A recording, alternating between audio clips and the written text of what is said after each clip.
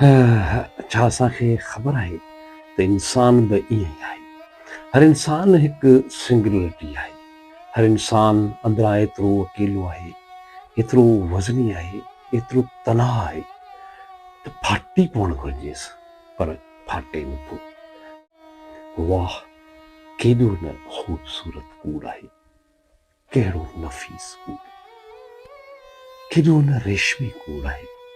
असां सभु रेशमी कूड़नि में वेढ़ियल आहियूं, हिक ॿिए खे ॾिसी मुस्कुराईंदा रहूं था, ॼण ज़िंदगी हिकु वॾो ड्रामो आहे जंहिंमें सभिनी खे अदाकारी करणु लाज़मी आहे।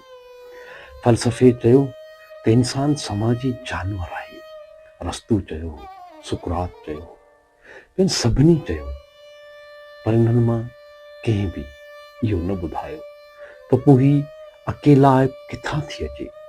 लखे माण्हुनि जे शहर में रहंदे बि माण्हू अकेलो छो थो मरे। असांखे ख़बर आहे काइनात में हर तारो अकेलो आहे, अरबहा तारनि जे विच में हर तारो पंहिंजी तन्हाईअ में अकेलाई में ॿरे पियो। इन फ़ासिले में बसि ख़ला आहे, बसि ख़ामोशी आहे, बसि ऊंदाही आहे। इंसान बि ईअं ई आहे, फिज़िकली त माण्हूअ जे वेझो आहे, पर रूह खां रूह एतिरी परे आहे जीअं हिकु तारो ॿिए तारे खां।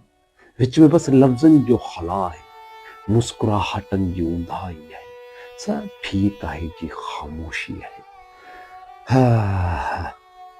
हिकु ॿार ॼमे थो, ॼमंदे रोए थो।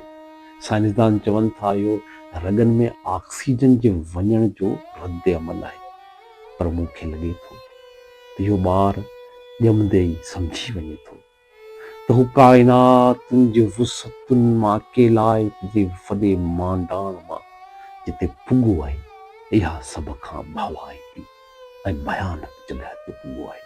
हू शहरनि में वञे थो, शहर हुनखे ॻियो ॻिड़कायो वञनि था, ऐं हिकु ॾींहुं कंहिं सड़ियल फ्लेट जी छित ते बीही राति जो आसमान न ॾिसे थो ऐं सोचे थो छा वाक़ई आऊं हिते आयो हुअसि। फिलासफर हाइडेगर चयो त इंसान दुनिया में उछलियल आहे।